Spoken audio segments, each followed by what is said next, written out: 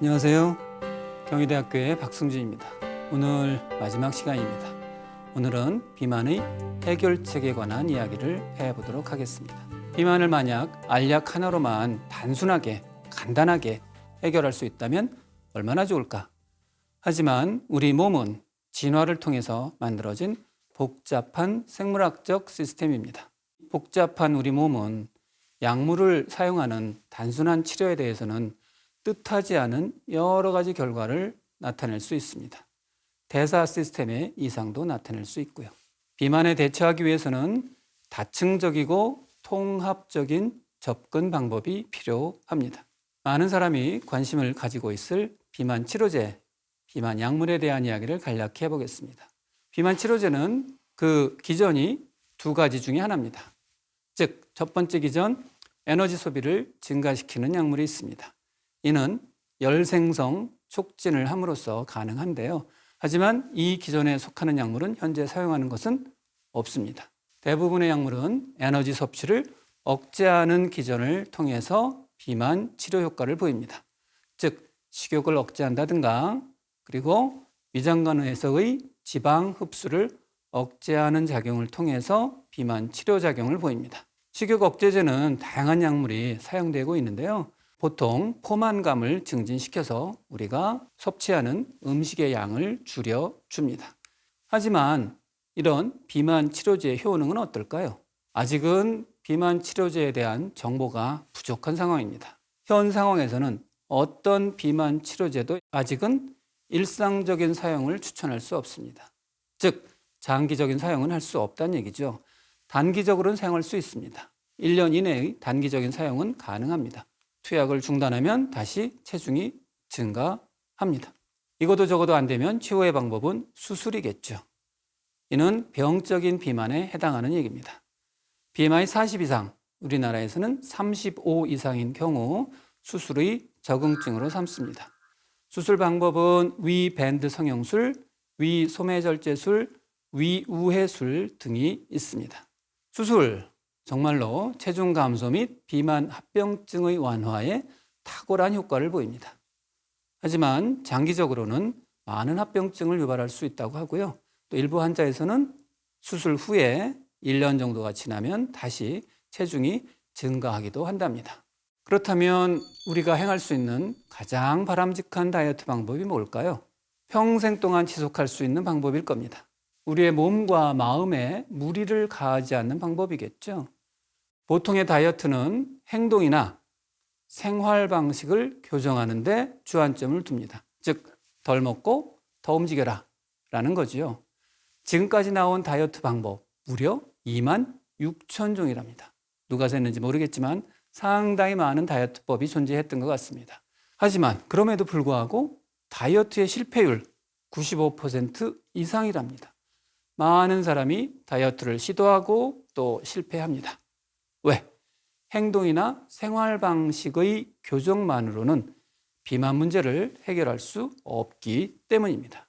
지난번에 말씀드렸다시피 현대사회 비만이 유행하게 된 원인은 우리 몸, 우리 뇌의 생화학작용이 변화한 탓이고 그 생화학작용이 변화한 것은 환경의 변화에 기인합니다.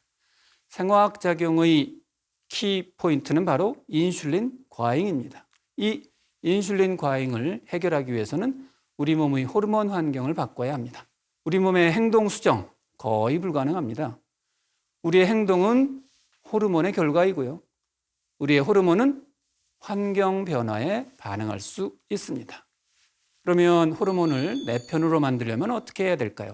4가지 호르몬이 필요합니다. 첫 번째, 가장 중요한 사항이죠. 인슐린을 낮추는 겁니다. 인슐린을 낮추면 체지방의 형성을 낮출 수 있습니다. 아울러 렙틴 저항성도 개선할 수 있습니다. 가장 핵심은 바로 정제된 탄수화물을 줄이는 것이죠. 설탕 섭취를 줄이는 것이 최선의 방법입니다. 가장 간단한 거 뭘까요? 바로 주변의 설탕이 들어간 음료를 치우는 겁니다. 아울러 우리 주변에 존재하는 가공식품들은 숨어있는 설탕이 있습니다. 이를 인식해서 그에 주의한다면 정제된 탄수화물을 줄일 수 있습니다. 또한 식이섬유의 섭취를 늘리는 것도 인슐린을 낮추는 데 도움이 됩니다. 통곡물, 통과일, 채소 등의 섭취를 늘리는 것이지요. 세 번째는 근육의 인슐린 감수성을 개선하기 위해서 운동을 하는 겁니다. 그러면 인슐린이 보다 더 원활하게 작동할 수 있습니다. 두 번째, 배고픔 호르몬인 그렐린을 낮추는 겁니다.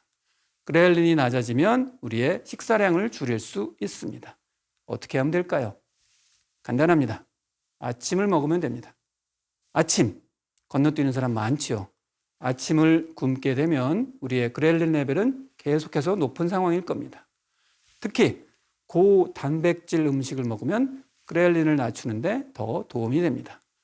단백질은 탄수화물이나 지방보다 발열 효과가 더 크지요. 따라서 에너지 소비에도 도움이 될 수 있습니다. 두 번째, 약간 어렵지만 야식을 끊어라입니다. 밤에 먹은 음식 태울 기회 거의 없습니다. 치맥 먹고 나가서 운동하는 사람 보기 힘들죠. 아울러 밤에 먹으면 아침을 거를 가능성 높아집니다. 아침을 거르면 점심이나 저녁을 더 많이 먹게 되고요. 세 번째, 소장에서 분비되는 PYY를 올리는 겁니다. 그러면 우리는 포만감을 더 잘 느낄 수 있습니다. 포만감과 배가 고프지 않은 현상은 다르다. 왜? 그렐린이 줄어든다고 해서 우리는 먹는 것을 바로 중단하지는 않습니다. 포만감을 잘 느껴야 합니다. 이 포만감 신호는 소장에서 분비되는 PYY에 달려 있습니다. 어떻게 하면 될까요? 20분이라는 시간을 기억해야 합니다. 음식을 충분히 천천히 먹어서 20분 이상 천천히 먹는다면 우리는 포만감을 더 잘 느낄 수 있습니다. 이렇게 음식이 장에 빨리 통과하게 한다면 역시 포만감을 원활하게 느낄 수 있겠죠. 그 방법은 바로 식이섬유를 충분히 먹는 겁니다. 보충제보다는 진짜 음식이 식이섬유 섭취에 훨씬 더 좋습니다. 네 번째는 코티졸을 낮춰라입니다. 코티졸, 스트레스와 관련된 호르몬이죠. 코티졸, 우리가 스트레스에 잘 적응하고 반응할 수 있게 해줍니다. 단기적으로는 물론 이익이죠. 하지만 이 상황이 지속되면 결코 우리 몸에 좋지 않습니다. 스트레스, 과식을 유발할 수 있고요. 내장 지방을 축적시킬 수 있습니다. 그러면 인슐린 저항성을 유도하게 되죠. 이 스트레스를 줄이는 일이 사실 현대인들에게 가장 어려운 일입니다. 어떻게 하면 우리는 스트레스를 가장 저렴하고 가장 효과적으로 줄일 수 있을까? 그것은 바로 운동입니다. 운동을 꾸준히 하면 코티졸 레벨을 낮추는데 상당한 도움이 됩니다. 청소년들의 운동 시간을 증가시키는 것만으로도 행동이나 성적 향상에 상당한 도움이 된다는 연구 결과도 많습니다. 하지만 이런 개인적 차원의 전략으로는 부족합니다.